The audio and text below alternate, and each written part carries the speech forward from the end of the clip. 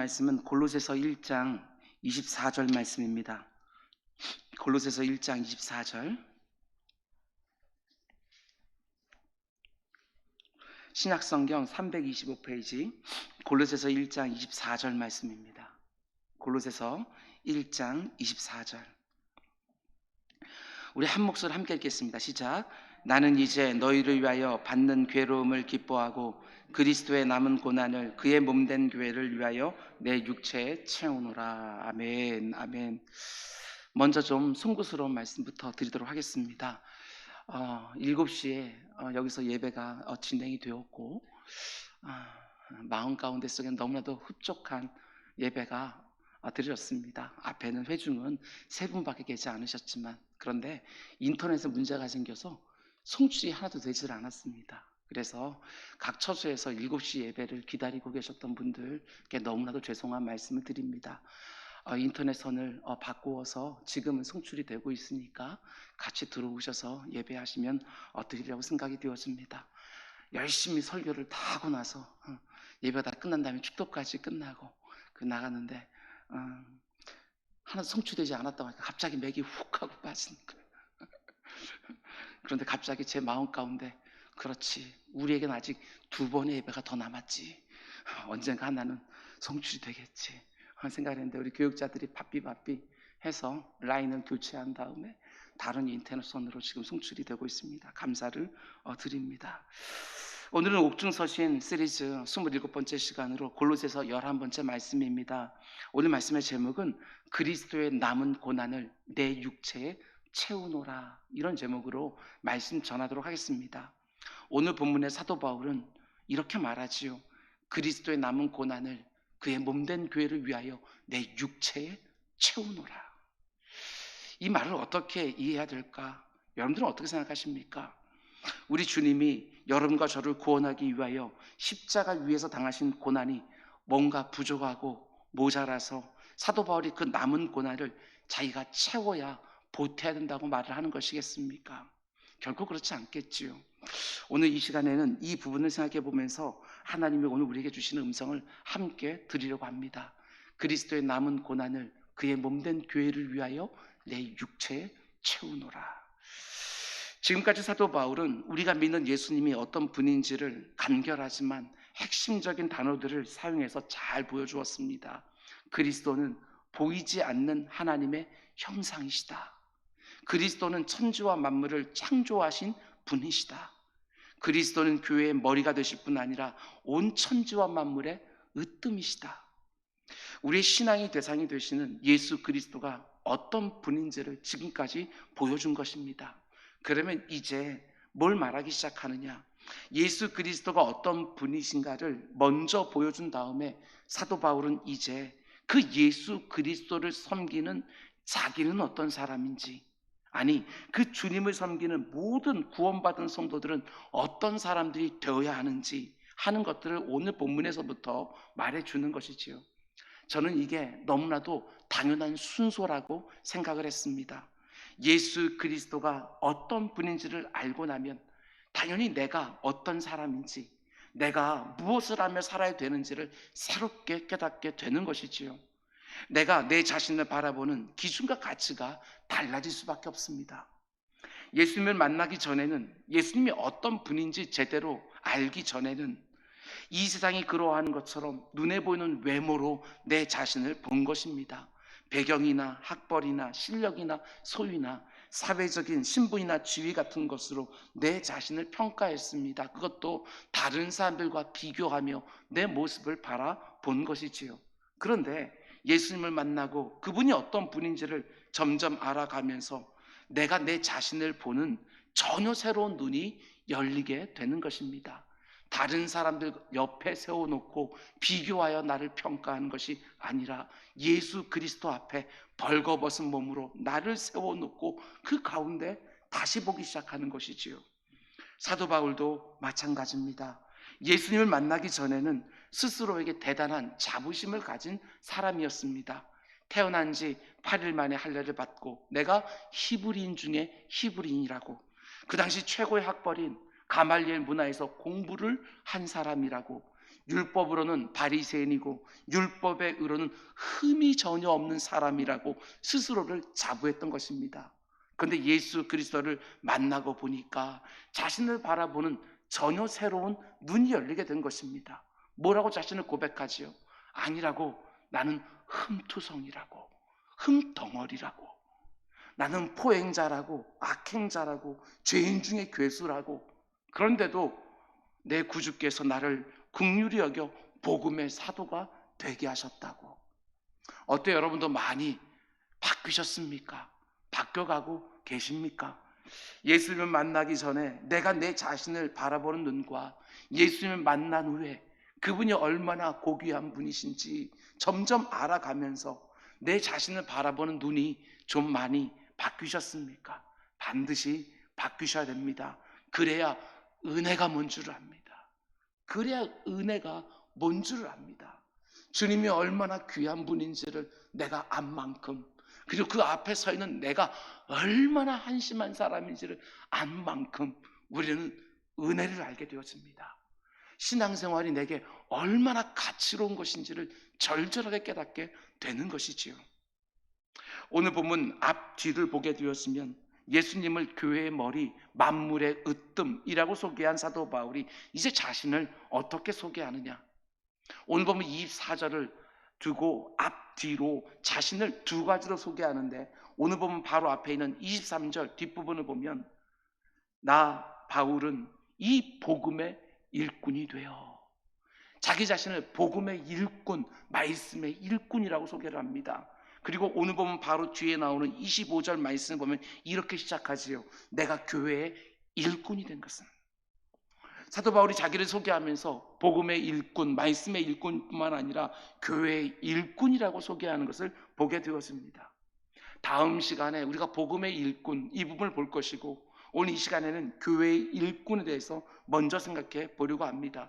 교회의 일꾼은 과연 어떤 사람들인지, 그리고 교회의 일꾼으로 섬길 때 과연 어떤 일들이 있는지 생각해 보면서 오늘 우리에게 말씀하신 하나님의 음성 앞에 깨달아야 될 것은 분명하게 깨닫고, 회개해야 될 것은 철저하게 회개하고, 결단해야 될 것은 분명하게 결단하는 우리 모두가 되기를 주님의 이름으로 축원을 드립니다. 사도 바울은 자신을 가리켜 교회의 일꾼이라고 소개하는데, 여러분은 어떻습니까? 내 자신을 가리켜서 교회의 일꾼이라고 생각하고 신앙생활, 교회생활을 하고 계십니까? 꼭 그렇게 생각하고 계셔야 됩니다. 우리가 살아가는 오늘 현대 사회의 제일 큰 불행 중에 하나는 너무나 개체화되어 있다는 것입니다. 다 따로따로 떨어져 있다는 것이지요. 대부분의 사람들이 다 자기 자신을 중심에 놓고 살아가지 남을 잘 모릅니다. 공동체의 중요성을 잘 모릅니다. 그런데 문제는 이런 경향성이 교회 안에, 성도들 안에도 들어와서 신앙생활을 지극히 개인적인 영역에 국한시켜 놓는다는 것, 이게 정말 큰 문제입니다. 개인의 영역에 국한시켜 놓지요. 교회를 생각하는 것도 이전과 많이 달라졌습니다. 구원받은 성도들이 함께 어울리면서 함께 세워가는 공동체로 생각하기보다는 단지 나라고 하는 한 개인이 예배를 드리는 공간, 이 정도로 교회를 생각하는 경우들이 너무나도 많아집니다. 그러다 보니 내가 교회의 일꾼의 생각을 도무지 하지 못하는 것이지요. 여러분, 우리가 예수 그리스도를 믿고 나의 구주로 영접하는 순간 이미 말씀드린 것처럼 예수 그리스도께 우리는 연결이 되고 그분과 연합이 되어집니다. 근데 그 주님이 어떤 분이십니까? 교회의 머리라고 말씀하십니다. 교회의 머리가 되시는 그 주님께 내가 연결되고 연합되었기 때문에 당연히 그분의 몸된 교회 한 지체로서 내가 자동적으로 연결이 되어지는 것이지요. 구원받은 성도는 단 한 사람도 예외가 없습니다. 교회의 머리가 되신 예수님께 연결된 것이 분명하다면 그리스도의 몸된 교회에 자동적으로 연결이 되어지는 거예요. 그러므로 내가 누구인지를 생각할 때마다 내가 주님 안에서 나를 바라보는 것은 물론이요, 그분이 머리가 되시는 교회와 관련해서 내 자신을 정의하는 것 너무나도 필요한 부분입니다. 나는 교회의 일꾼입니다. 교회를 섬기고 다른 지체를 위하여 수고하고 땀을 흘리는 사람입니다. 이것을 분명히 알고 모든 성도들과 함께 그리스도의 몸된 교회를 세워가야 되는 것이지요. 성도 한 사람 한 사람은 절대로 따로 떨어져서 개체로 신앙생활을 하는 게 아닙니다. 분명히 하나님 앞에 서 있는 한 개인이지만 동시에 교회 안에서 몸을 함께 구성하는 너무나도 중요한 교회의 일꾼으로 부름을 받고 있는 것입니다. 내 자신을 단지 개인으로만 생각하고 나 하나 신앙생활 잘하면 되는 것이지 이게 아닙니다. 주님의 몸된 교회를 구성하는 중요한 한 지체로서 한 사람 한 사람이 하나님이 주신 은사와 능력과 환경을 가지고 교회의 일꾼으로 한 영역을 감당하지 않으면 그 부분은 비게 되어지는 것이죠. 누구라도 다름없습니다. 내가 감당해야 될 역할들을 충성스레 감당하지 않으면 그 부분이 비게 되어지는 것이지요. 교회는 담임 목사 한 사람이 잘하면 건강하게 세워지는 공동체가 절대로 아닙니다. 교회는 몇몇 중직자들이 잘 섬기고 잘 이끌어가면 견고하고 아름답게 세워지는 공동체도 아닙니다. 교회는 몸을 구성하는 모든 지체들이 내가 교회의 일꾼이라는 것을 알고 자기에게 맡겨진 그 역할들을 충성스럽게 감당할 때만 교회가 교회다워지는 것이지요. 다시 말씀드립니다. 교회는 단지 내가 예배드리는 공간 이 정도가 아닙니다. 어디나 가서 예배만 드리면 아니요, 그렇지 않습니다. 그리스도의 몸된 교회입니다. 우리는 그 몸의 한 지체로서 다 연결이 되어 있는 것이지요. 이 관점에서 내 자신을 보셔야 됩니다. 내가 감당하지 않으면 어느 사람의 어깨에 짐을 얹어야 되는 것이고, 강한 자가 연약한 자의 짐까지도 지는 것들, 마땅히 그러해야 되지만 그 가운데 속에 지침이 있습니다. 그 가운데 침체가 있고 탈진이 있는 것이지요. 교회가 정말 교회답게 되기를 원하신다고 한다면 내가 교회의 일꾼이라는 것을 절대로 잊으면 안 됩니다. 내가 무엇을 할 수 있을까 하고 교회를 보게 되어지면 내가 수고하고 땀 흘려야 되는 역할을 주님께서 반드시 보여주십니다.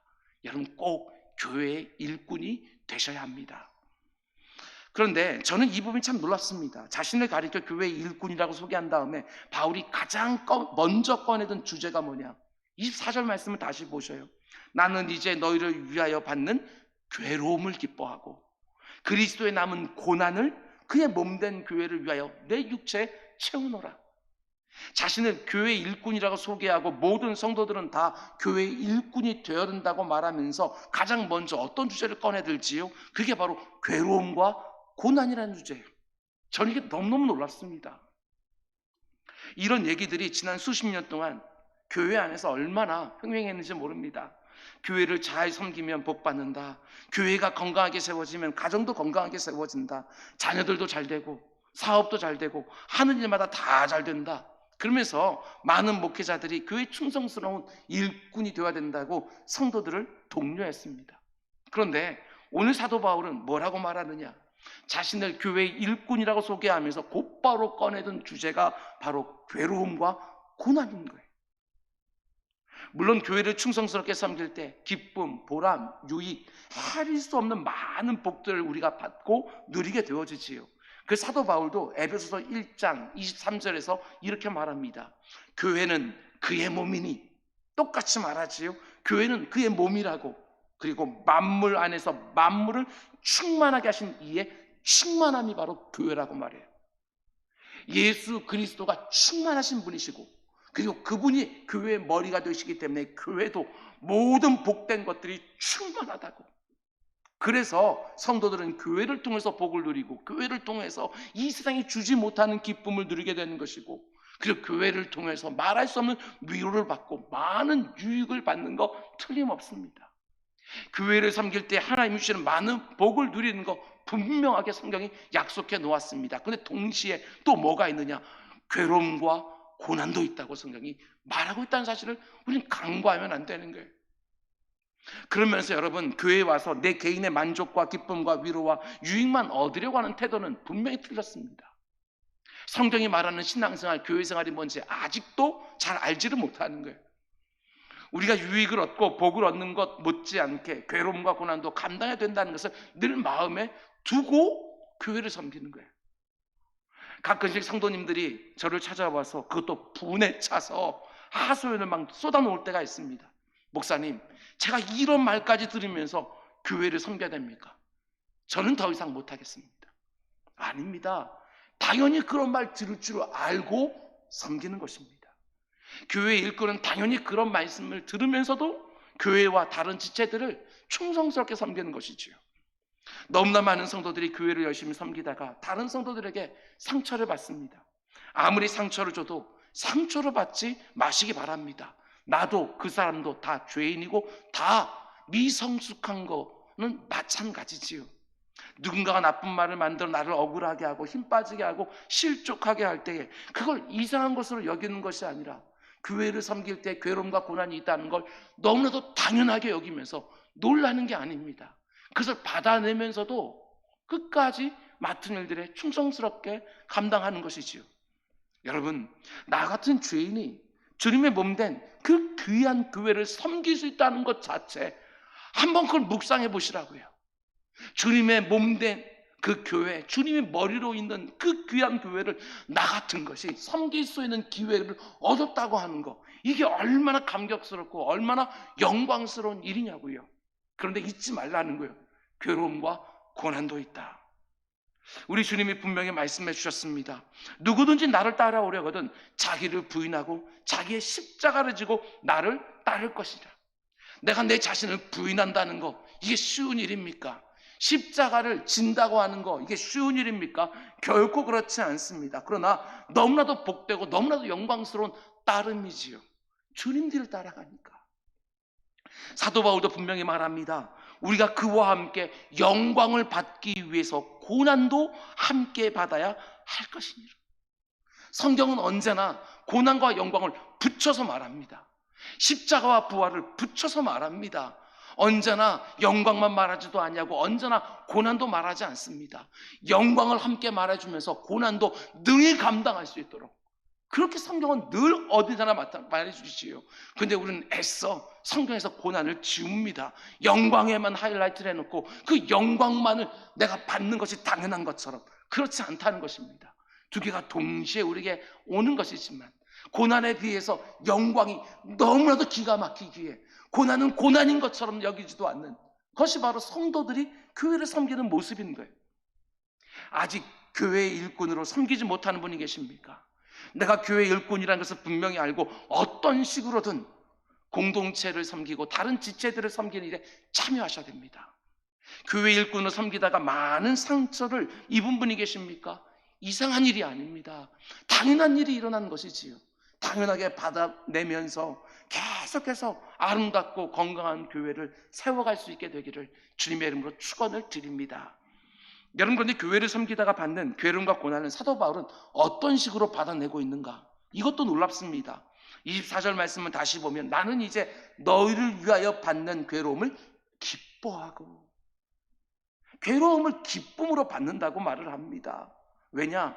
누구를 위한 괴로움이라고요? 너희를 위하여 받는 괴로움이기 때문에 기뻐한다. 이렇게 말하는 것이지요. 그 괴로움을 단지 면하고 피하려고만 하는 것이 아니라 그 괴로움도 기쁨이라고 말하는 것이지요. 여러분, 이런 기쁨이 어떤 기쁨인지 좀 경험하고 있습니까? 이걸 우리가 경험하면서 신앙생활, 교회생활을 해야 되는 것이지요. 우리가 교회를 섬길 때 반드시 알아야 되는 게 뭐냐? 그것은 누군가는 수고하고 땀을 흘리고 누군가는 희생하고 애를 써야 누군가는 그 괴로움을 기쁨으로 기꺼이 감당해내야 교회 안에 은혜가 흐릅니다. 교회 안에 은혜가 흐르는 거예요. 힘들고 어려운 거 남에게 계속 떠밀면서 그 안에 은혜가 있다? 그렇지 않습니다. 어느 누구도 가지 않으려고 하는 그곳에 내가 가서 묵묵히 섬기고 희생하고 헌신할 때 교회 안에 은혜가 흘러요. 은혜가. 모든 성도들이 은혜가 넘쳐 흐르는 교회가 되기를 원한다고 말하지 않습니까? 근데 그게 그냥 저절로 된 것 같습니까? 그렇지 않아요. 누군가는 다른 지체들을 위하여 괴로움도 기쁨으로 받아내야 비로소 가능해지는 것이지요. 그게 바로 은혜가 흐르는 거예요. 여러분, 은혜가 무엇입니까? 그 어떤 자격이나 조건도 되지 않는데 하나님께서 값없이 거저 공짜로 그저 우리에게 베풀어준 하나님의 호의, 그게 바로 은혜 아닙니까? 여러분, 아직까지 영적으로 미성숙한 성도들이, 아직까지 어린애 같은 성도들이 이 안에 들어와서 곧바로 뭔가 일꾼으로서 사역하는 것들이 아니라 누군가가, 그 사람은 아무런 공로도 하지 않았는데 누군가가 열심히 희생하고 헌신하면서 그 유익이 그분들에게로 흘러들어갈 때 거기서 은혜가 넘치는 것을 경험하게 되었습니다. 나는 이 안에서 아무것도 한 것이 없는데 누군가가 열심히 그 괴로움도 기쁨으로 받아내면서 헌신하고 충성하고 희생하면서 이제 교회에 막 들어온 사람이라도 할지라도 그 가운데 속에 그들이 해놓은 그 공로들을 아무런 자격이나 조건이 되지 않고 나는 귀한 것도 없지만 누리게 되어지는 거, 이게 교회인 거예요. 이게 은혜가 넘치는 교회 아니겠어요? 예수님께서 십자가 위에서 자격도 안 되고 공로도 없는 우리들을 위하여 대신 그 모든 괴로움을 당해 주셨기에 우리가 구원을 얻은 것처럼 마찬가지인 것이지요.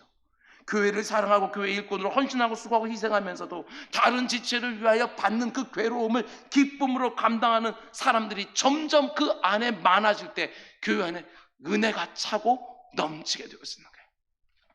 비판하는 사람들을 통해서 이거 해야 된다 저거 된다 시키는 사람들을 통해서 교회에 은혜가 넘치는 것들이 아니라 자원하여 기쁨으로 하나님께서 내게 일을 맡겨주셨다는 것을 너무나도 감격스럽고 영광스러워하면서 기꺼이 감당하는 그런 사람들을 통하여 교회는 교회다우시고 교회는 은혜가 넘쳐나는 것이지요. 내 자신의 편안만을 원하는 것이 아니라 다른 지체를 위하여 괴로움도 마다하지 않는 사람들이 나의 필요를 먼저 채우는 것이 아니라 다른 지체의 필요를 먼저 채우려고 하는 사람들이 이곳저곳에 다 버티고 기꺼이 모든 수고와 헌신을 감당하는 사람들이 지금보다 더 많이 나와야 교회 안에 계속해서 은혜가 흘러가고 모든 지체들이 아무리 연약한 지체라 할지라도 그 은혜 안에서 또 다른 일꾼으로 자라가는 거예요. 내 자신의 괴로움만 피하면 되는 것이 아니라 다른 지체들을 위하여 받는 괴로움을 기쁘게 받는 교회의 일꾼들이 이곳저곳에서 손을 들고 자원하는 역사가 있기를 주님의 이름으로 축원을 드립니다. 사도 바울은 말합니다. 너를 위하여 받는 괴로움을 내가 기뻐한다. 바울이라고 괴로움을 기뻐하겠습니까? 괴로움 자체를 좋아하는 사람은 아무도 없지요. 그런데 왜 괴로움을 기뻐합니까? 그게 다른 성도들, 주님이 사랑하는 다른 성도들, 나와 붙어있는 다른 지체들을 위한 괴로움이기 때문에 나는 기뻐한다고 말하는 거예요. 교회를 섬기다 보면, 특별히 교육기관에서 다음 세대를 위하여 섬기다 보면, 특별히 구역 안에서 다른 가족들을 위하여 섬기다 보면 참 많은 수고를 하게 되지요. 그런데 그런 수고는 얼마든지 할 수 있는데 때로는 마음이 정말 힘들 때가 있습니다. 그 사역을 하지 않았으면 얼마든지 듣지 않았을 소리도 듣습니다. 얼마든지 당하지 않아도 되는 억울함도 당하게 되어지는 것이지요. 그러나 수고를 수고라고 말하지 아니하고 괴로움을 괴로움이라고 말하지 아니하고 그 모든 것들을 머리가 되시는 주님의 몸된 교회를 위한 일인 줄 알고 나와 붙어있는 다른 지체를 위한 일인 줄 알고 기쁨으로 받아내는 교회 일꾼들이 많이 나와야 교회들이 건강하게 세워지는 것이지요. 우리 교회는 11월에 그 다음에 일꾼들을 세우는 사역 작정서를 받습니다. 그런데 저는 우리 가운데 그런 분들이 단 한 분도 없다고 확신하지만 이런 얘기들은 다른 교회나 있을 법한 얘기라고 확신하지만 분명히 이런 모습이 있는 것이 사실 아닙니까? 수고가 조금 필요한 곳에는 많은 분들이 지원을 하고 많은 수고가 필요한 곳에는 조금 지원을 하고 이런 모습들이 있지요. 우리가 머리로는 압니다. 하나님께서 내게 주신 은사를 가지고 섬기는 것이라고. 그런데 은사에 맞게 섬기는 것이 아니라 얼마나 내가 수고를 해야 되는가, 이것에 따라서 사역이 결정될 때가 사실 있지 않습니까? 아닙니다. 절대로 그런 게 아닙니다. 수고를 많이 해야 되는 곳에 남을 보내는 것이 아니라 내가 가겠다고 작정하는 성도들이 많을 때에, 그래서 사람들을 줄 세우면서 돌아가면서 섬길 수 있는 그런 교회, 그런 교회의 은혜가 넘치는 것이고 사람들이 다음 세대가 자라나는 거 아니겠습니까? 지금 내가 이렇게 신앙생활, 교회 생활 할 수 있는 것도 누군가의 희생과 수고와 헌신이 있었기 때문에 그런 거 아니겠어요? 주님의 몸된 교회를 위한 괴로움인 줄 알기에, 나와 연결되어 있는 다른 째는 수고인 줄 알기에 괴로움을 단지 피하고 면하려고만 하지 아니하고 기쁨으로 감당했던 수많은 나의 믿음의 선배들이 있었기에 여러분과 제가 지금 이 자리에 있을 수 있는 거 아니겠냐고요. 나는 이제 너희를 위하여 받는 괴로움을 기뻐하고 사도 바울의 이 고백이 우리 모두의 고백이 꼭 될 수 있기를 주님의 이름으로 축원을 드립니다. 여러분, 그런데 더 놀라운 말씀이 이어집니다. 제가 지난 15년 동안 담임 목회를 하면서 참 많은 힘이 되고 위로가 되었던 구절 중에 하나가 바로 오늘 본문 골로새 1장 24절 말씀이고, 특별히 뒷부분에 나오는 말씀입니다. 나는 이제 너희를 위하여 받는 괴로움을 기뻐하고 그리스도의 남은 고난을 그의 몸된 교회를 위하여 내 육체에 채우노라. 그리스도의 남은 고난을 내 육체에 채우노라. 저는 사도 바울의 이 고백이 얼마나 부러운지 모릅니다. 묵상하고 또 깊이 묵상하다 보면 목회에 힘이 생깁니다. 목회를 통해서 주님의 몸된 교회를 섬기고 다른 지체들을 섬기다 보면 때는 너무나도 괴롭고 너무나도 고통스러울 때가 왜 없겠습니까? 그런데 그 괴로움과 그 고통이 그냥 괴로움과 고통이 아니라 내가 너무나도 사랑하는 그 그리스도의 남은 고난을 이런 엉터리 같은 육체에 채우는 것을 생각하게 되었으면 의미가 달라집니다. 의미가 달라지는 거예요. 아무리 육체와 아무리 심적으로 힘들고 어렵다 할지라도 이것이 그리스도의 남은 고난을 내 육체에 채우는 것이지, 이게 생각하게 되어지면 얼마든지 또 분연하게 일어나서 교회 감당하고 또 감당하고 또 감당하게 되어지는 거예요. 아니, 이거는 괴로움이 아니라 감격이지요. 이건 너무나도 영광스러운 거예요.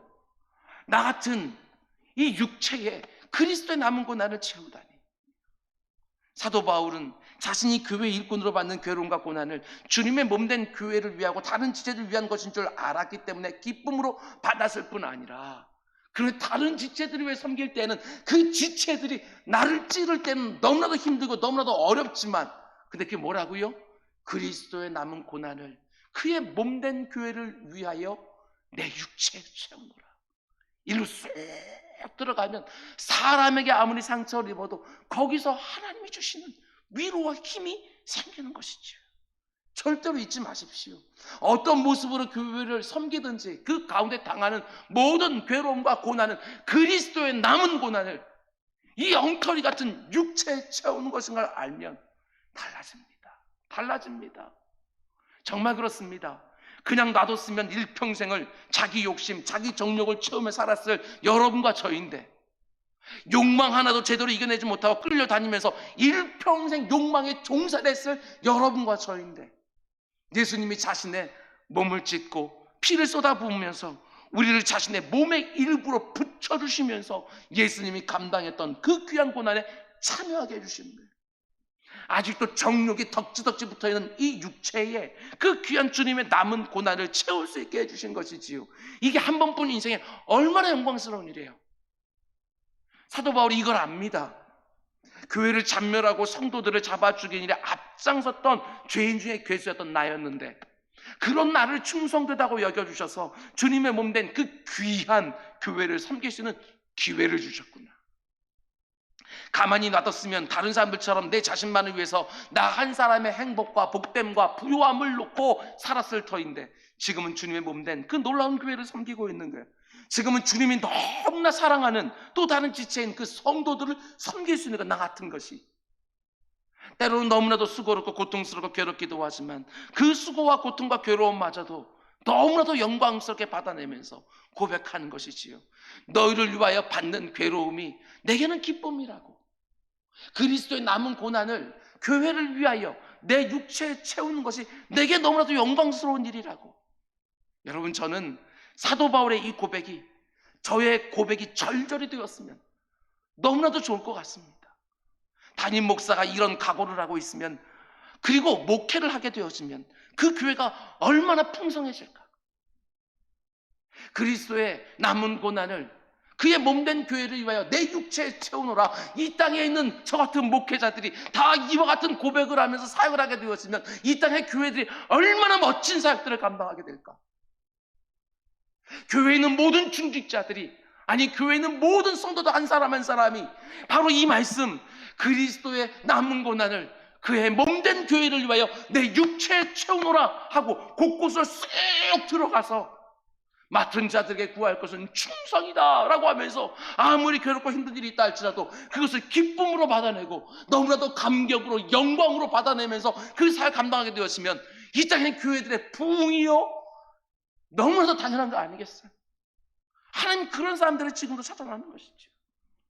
여러분, 저는 우리가 살아가는 이 시대를 바라보면서 어떻게든지 고난을 피하기만 하면 되는 것처럼 고난의 영광을 전혀 모르는, 교회 안에서도 고난의 신학이라고 하는 것이 도대체 뭔지를 모르는, 고난이 어떤 열매를 가져오는지는 전혀 생각하지 않고 고난을 그저 면하기만 하고 피하기만 하면 되는 것처럼 언제나 좋은 것, 편한 것, 쉬운 것, 형통한 것, 잘 되는 것만 원하고 고난이 아무리 근사한 열매를 가져다 준다고 할지라도 그것을 그래서 마다해버리는 경우들이 얼마나 많은지, 그래서 오늘날 교회들의 모습이 이렇게 된 것이 아닌가 라고 하는 것이지요. 충성스러운 일꾼들이 점점 사라지면서 교회가 이렇게 맥없이 한꺼번에 이렇게 무너지고 있는 것은 아닌가. 이런 세상의 분위기 가운데 속에 그리스도의 남은 고난을 내 육체에 채운 것을 너무나도 영광스러워하고 다른 지체들을 위한 괴로움을 기쁨으로 받아내는 성도들이 계속해서 출현해야 우리가 이 세상을 바르게 섬길 수 있는 거예요. 모든 사람들이 다 개처화되어서 자기만을 위해서 살아가는 때에 교회 안에 쑥 들어오게 되었으면 모든 사람들이 자기를 채우려고 하지 않고 다른 사람들의 필요를 먼저 채우려고 하면서 다른 사람들을 위해서 기꺼이 그 괴로움과 고난을 다 받아내면서 하나님께 너무나도 영광스럽다 이런 기회를 주서 이런 교회들의 모습이 이 땅을 새롭게 하는 일에 얼마나 쓰임받을 수 있겠어요. 공동체가 뭔지를 보여주는 거예요. 살아있는 주님의 말씀으로써. 여러분, 사도 바울은 빌립보서 1장 29절에서 이렇게 또 고백합니다. 그리스도를 위하여 너에게 은혜를 준 것은 다만 그를 믿을 뿐만 아니라 우린 여기에 멈춰요. 그를 믿는 거, 구원받는 거, 천당 가는 거. 근데 또한 그를 위하여 고난도 받게 하시네. 여기는 다 줘버리는 것이지요. 그렇지 않아요. 여러분, 이 말씀 끝까지 아멘하셔야 돼요. 대부분의 성도들이 은혜는 사모합니다. 더 많은 은혜, 넘치는 은혜, 갑절에는 사모하죠. 그러나 그리스도를 위하여 내가 감당해야 되는 고난? No, 나는 원치 않습니다. 바울은 또 이렇게 고백합니다. 고린도서 4장 17절 우리가 잠시 받는 환난에 경한 것이 지극히 크고 영원한 영광에 중한 것을 우리에게 이룬다. 이렇게 말씀합니다. 여러분, 지극히 크고 영원한 영광에 중한 것이 뭔 줄 아십니까? 그걸 알면 잠시 받는 환난에 경한 것은 기꺼이 이게 되는 것이지요. 쉬운 것, 좋은 것, 잘 되는 것에만 마음이 기울어져 있는 이 시대에 고난의 영광을 아는 성도들, 그들은 영광을 위해서 고난도 기꺼이. 사도 바울은 매 맞고 궁핍하고 감옥에 갇히고 춥고 헐벗는 고난을 좋아하는 사람이 아니에요. 사도 바울은 특별한 그런 사람이 아니라 여러분과 저와 같이 똑같이 연약한 육체를 가지고 있었다고요. 배고프면 굶주리면 먹지 못하면 배가 고픈 것이고 맞으면 아픈 것이고 하늘에다 풍랑 맞으면 두려운 것이 똑같이 연약한 육체를 가지고 있었어요. 그런데도 고난당하는 것을 피하질 않아요. 저 성에 들어가면 고난이 있다는 거 알면서 또 들어가요.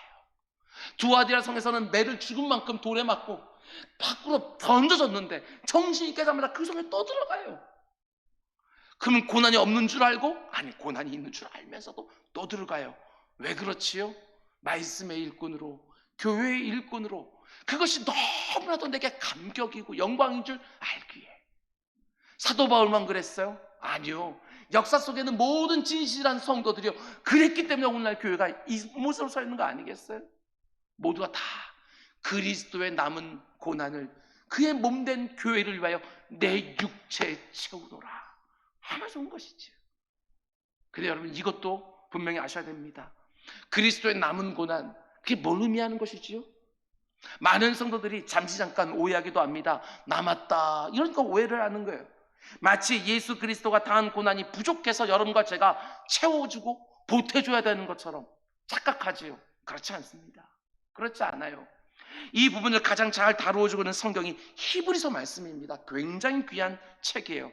히브리서를 보게 되었으면 주님이 우리를 위하여 당하신 고난은 더 이상 뭘 더하고 보태야 되는 고난이 아니라 완벽한 고난이라고, 우리의 구원을 위한 완벽한 고난이라고 말합니다. 히브리서 7장 27절 말씀 보면 이렇게 말해요. 그는 저 대제사장들이 먼저 자기 죄를 위하고 다음에는 백성의 죄를 위하여 날마다 제사를 드리는 것과 같이 할 필요가 없나니 이는 왜냐하면 그가 단번에 자기를 드려서 이루셨습니다. 단번에, 그 한 번에 드린 그것이요 영원히 효력이 있는 거예요. 그래서 우리는 신학적으로 영단번의 제사, 예수 그리스도가 하나님의 어린 양으로서 우리를 위해 십자가의 희생 제물이 되어진 것은 단번에 다 되어지는 거예요. 넉넉히 우리가 구원을 받는 것이지요. 특별히 10장을 보게 되면 여러 곳에서 말합니다. 그 중에 10장 10절 말씀 보면 이 뜻을 따라 예수 그리스도의 몸을 단번에 들이심으로 말미암아 우리가 거룩함을 입었노라. 한 번 드리는데 그 단번이 우리를 거룩하게, 우리를 의롭게 만들어 놓은 거예요. 이어진 14절 말씀도 결정적인 구절입니다. 그가 거룩하게 된 자들을 한 번의 제사로 영원히 온전하게 하셨느니라. 예수님이 십자가에 당하신 대속의 고난이 모자라서 여러분과 제가 뭔가를 보태야 될 것이 남아있다는 것 절대로 아닙니다. 영단번의 제사, 단 한 번 드려졌지만 그게 바로 영원히 효력 있는 제사인 거예요. 그러면 오늘 본문에서 말하는 그리스도의 남은 고난은 도대체 어떤 고난이냐, 우리가 참여할 수 있는 고난이 어떤 고난이냐, 잘 드시기 바랍니다. 그리스도가 십자가 위에서 내 대신 받은 고난이 결코 부족하거나 모자라지 않아서 우리가 온전히 죄사함을 받아서 구원을 받았지만, 우리가 하나님의 백성이 되고 그분의 자녀가 되었지만 우리 안에 여전히 뭐가 남아있지요? 우리가 의로운 사람이 되었습니까? 아니면 의롭다고 여김받은 사람이 되었습니까? 우리가 실제로 의롭지 않다는 거, 그건 성경이 말하지 않아도 우리가 다 알고 있어요. 우리는 의롭다고 여김받은 거예요. 법정에서 선고, 너 나중에 하나님의 심판대 앞에 섰을 때 너 유죄로 판단받아 지옥 가는 것이 아니라 너 여기 이 땅에서부터 예수 영접했으니까 너는 무죄, 너는 천국 갈 거라 이미 이 땅에서 선고해 주는 거예요. 우리 구원이 시작된 거예요. 완성된 것이 아니라 우리 육체에 뭐가 여전히 남아있어요? 죄의 흔적과 죄의 습관들이 남아있어요. 그래서 너무나도 어려워요. 이 땅을 살아가면서 그 죄의 흔적과 습관 때문에 삶에도 괴로움과 고난이 있는 것이고, 이 귀한 사역을 하면서 교회를 섬기면서도 그 가운데 괴로움과 고난이 있는 거예요. 그런데 중요한 게 뭐냐, 그 죄의 흔적과 그 죄의 습관이 만들어내는 고난과 괴로움을 지금 누가 감당해주고 있느냐. 여러분, 모든 죄값은 우리 주님만이 감당할 수 있어요. 하나님의 보좌 우편에 앉아 계신 예수님이 여전히 자신이 감당해야 될 고난과 괴로움처럼 지금도 여겨주시는 거예요. 여겨주신다고요. 지금은 더 이상 인간의 몸을 갖지 않으시고 이 땅에 계신 것이 아니라 모든 영광으로 옷 입고 하나님 보좌 우편에 지금 앉아 계시지만 그분이 교회 머리시잖아요. 이 땅이 영털이 같은 교회, 그분이 머리시잖아요. 그러니까 이 교회 안에, 여러분, 교회가 무엇입니까? 개인으로서 각 사람이 성령 하나님이 거하는 성전이잖아요. 개인 교회와 그 다음에 그 개인들이 모이는 공동체로서 교회와 그들 가운데 일어나는 우리들의 죄 때문에 이루어지는 모든 고난과 괴로움을 그 머리가 되시는 그 주님께서 자신이 친히 감당해야 될 것으로 오늘도 여겨주고 계시는 거예요. 그런데 하나님께서 그 가운데 속에 일련의 사람들에게 그 고난에 동참할 수 있도록, 다른 사람들의 허물을 마치 내 허물인 것처럼 그것을 대신 감당하려고 하고, 다른 사람들의 부족한 부분, 연약한 부분을 마치 나의 연약하고 부족한 것처럼 내가 그것을 채워주려고 하고, 그러면서 고난당하고 그러면 괴로움당하는 것을 우리 주님께서 뭐라고 여겨주시느냐, 그것이 바로 내 괴로움과 내 고난에 네가 참여하는 것이라고 이렇게 말씀해 주시는 거예요. 이해가 되시지요? 그런 면에서 그리스도의 남은 고난을 사도 바울이 자기 육체에 채운다, 이렇게 고백하고 있는 거예요.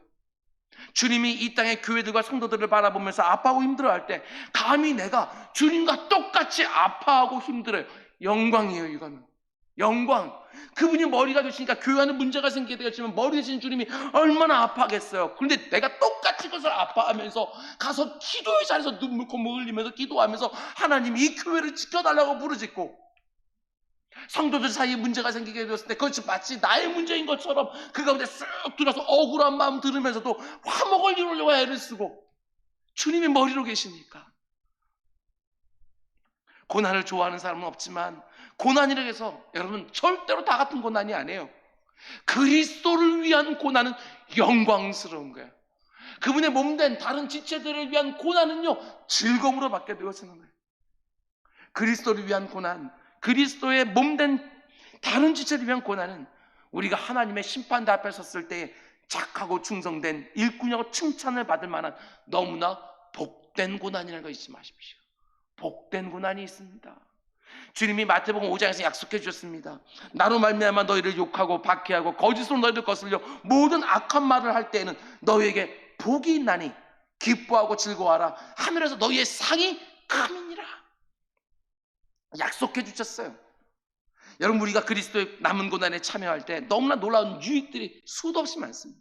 성경을 보게 되었으면 고난의 유익이 얼마나 많은지 몰라요. 시편 기자는 고난당한 것이 내게 복이니라 이렇게 말할 정도로. 그런데 그리스도의 남은 고난을 내 육체에 채울 때 우리에게 주어진 유익 두 가지만 말씀드립니다.